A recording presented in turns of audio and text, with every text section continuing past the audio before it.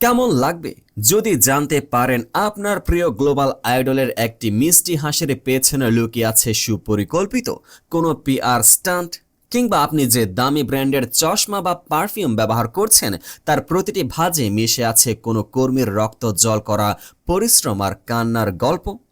হ্যাঁ, দক্ষিণ কোরিয়ার বিনোদন জগৎ এবং ফ্যাশন ইন্ডাস্ট্রি এখন এক চরম অস্থিরতার মধ্য দিয়ে যাচ্ছে। একদিকে ব্ল্যাকপিঙ্ক এর রোজি, যার একটি হাসপাতাল সফর জন্ম দিয়েছে অন্তহীন বিতর্কের।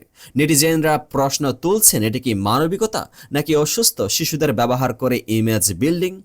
আর ঠিক অন্য প্রান্তে আছে জেন্টেল মনস্টার এবং টেম্বারিন্স এর মতোই বিশ্বখ্যাত ব্র্যান্ডের মালিকানাধীন কোম্পানি আই কম্বাইন্ড, যেখানে ডিজাইনাররা অভিযোগ করেছেন তাদের উপর চালানো হচ্ছে আধুনিকের দাসত্ব।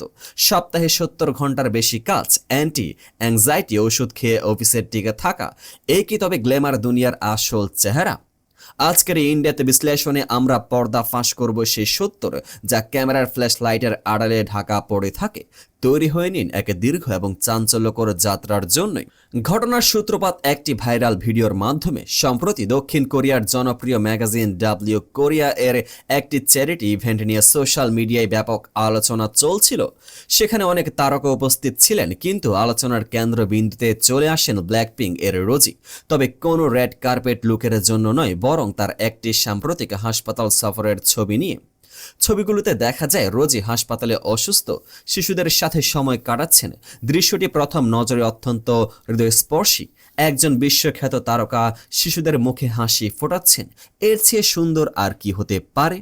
কিন্তু নেটিজেনদের একটি বড় অংশ এই ছবির পেছনে প্রোডাকশন নিয়ে প্রশ্ন তুলেছেন। সমালোচকদের মূল পয়েন্ট হলো ছবিগুলোর কোয়ালিটি এবং পরিবেশ। তাদের মতে এটি কোনো সাধারণ ভিজিটে ছিল না, সেখানে রীতিমতো একটি পেশাদার ক্যামেরা ক্রু নিয়ে যাওয়া হয়েছিল। ছবিগুলো এত পারফেক্ট এবং পলিশড যে দেখে মনে হচ্ছে এটি কোনো মানবিক কাজের চেয়ে একটি ব্র্যান্ডের ফটোশুট বেশি। অভিযোগ উঠেছে, রোজি কি তবে নিজের ইমেজ ক্লিন করার জন্য বা চ্যারিটি ইভেন্টের প্রতিযোগিতায় নিজেকে এগিয়ে রাখার জন্য ওই অসুস্থ শিশুদের এক্সপ্লয়েন্ট বা ব্যবহার করছেন? সোশ্যাল মিডিয়ায় নেটিজেনরা মন্তব্য করছেন, যদি সাহায্য করতে হয় তবে সেখানে ক্যামেরা ক্রু কি প্রয়োজন ছিল? এটা কি মানবিকতা নাকি পারফরমেটিভ অ্যাক্টিভিজম? তবে মুদ্রার উল্টো পিঠও আছে। রোজের ভক্তরা বলছেন, একজন তারকা যখন হাসপাতালে যান তখন মিডিয়া কভারেজে শিশুদের প্রতি জনসচেতনতা এবং অনুদান বাড়াতে সাহায্য করে।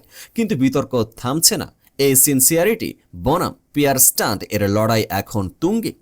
রোজের এই বিতর্ক যখন নেট দুনিয়ায় তোলপাড় সৃষ্টি করছে, তখনই দক্ষিণ কোরিয়ার ফ্যাশন জগতের একটি ভয়ঙ্কর খবর সামনে আসে। জেন্টেল মনস্টার এবং টেম্বারিন্স, যারা তাদের সৃজনশীলতা এবং অদ্ভুত সুন্দর ডিজাইনের জন্য বিশ্ব জুড়ে প্রশংসিত, কিন্তু এই ক্রিয়েটিভিটির দাম দিচ্ছে কারা? আই কম্বাইন্ড এর বর্তমান এবং প্রাক্তন 4 জন ডিজাইনারের জবানবন্দি এখন ইন্টারনেটে আগুনের মতোই ছড়িয়ে পড়ছে।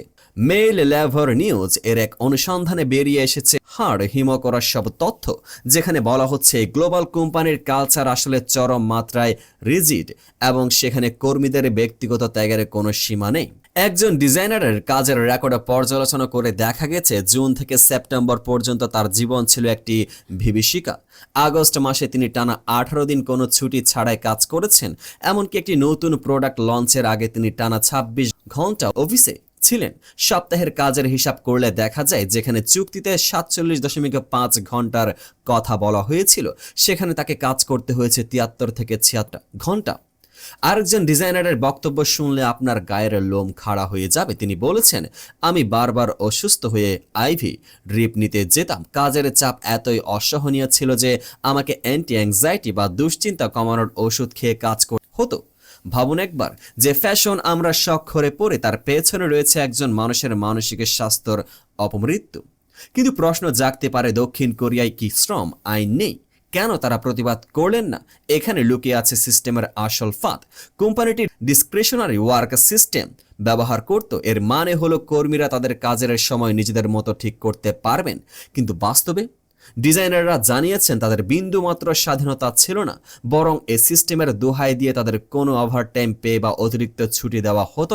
সবচেয়ে অবাক করা বিষয় হলো কোম্পানির সিইও এর ভূমিকা। জবানবন্দিতে বলা হয়েছে 6 জন ডিজাইনার মিলে টানা 2 সপ্তাহ রাত জেগে শত শত ডিজাইন তৈরি করেছিলেন, কিন্তু সিইও বিদেশ সফর থেকে ফিরে এসে এক নিমিষে সব বাতিল করে দিয়ে নতুন করে শুরু করার নির্দেশ দেন। কোনো মূল্যায়ন নেই, কোনো সহানুভূতি নেই, শুধু আছে ডিক্টেটরশিপ। অবশ্যই আই কম্বাইন্ড এইসব অভিযোগ অস্বীকার করেছে। তারা বলছে তারা লেবার মিনিস্ট্রির সব গাইডলাইন মেনে চলে এবং কোনো অতিরিক্ত চাপ দেওয়া হয় না। কিন্তু প্রশ্ন থেকে যায়, কেন একাধিক ডিজাইনার একই সাথে ডিপ্রেশন এবং অ্যাংজাইটির শিকার হয়ে ক্লিনিক্যাল ডায়াগনোজড হলেন? আজকের এই দুটি ঘটনা কি আমাদের একটি বড় সত্যর দিকে ইঙ্গিত করছে না? একদিকে আমরা তারকার পারফেক্ট ইমেজ দেখছি, যা হয়তো পর্দার আড়ালে অন্যরকম, অন্যদিকে গ্লোবাল ব্র্যান্ডের সাকসেস দেখছি যার ভিত্তি দাঁড়িয়ে আছে কর্মীদের শোষণের উপর। রোজের হাসপাতালে সফর কি সত্যি শিশুদের জন্য ছিল, নাকি তা একটি পরিকল্পিত ইমেজের অংশ? আর জেন্টল মনস্টারের মতো কোম্পানিগুলো কি তাদের সাফল্যের চাকা ঘোরানোর জন্য মানুষের মানসিক স্বাস্থ্যকে পিষে ফেলছে? দক্ষিণ কোরিয়ার এই হাই প্রেশার সোসাইটি কি ক্রমশ তার মানবিকতা হারিয়ে ফেলছে? আপনার কি মনে হয় রোজের সেই ছবিগুলো কি সত্যি ইনোসেন্ট ছিল? আর আপনি যদি ওই ডিজাইনারদের জায়গায় থাকতেন, তবে কি এমন গ্লোবাল ব্র্যান্ডে কাজ করা চালিয়ে যেতেন?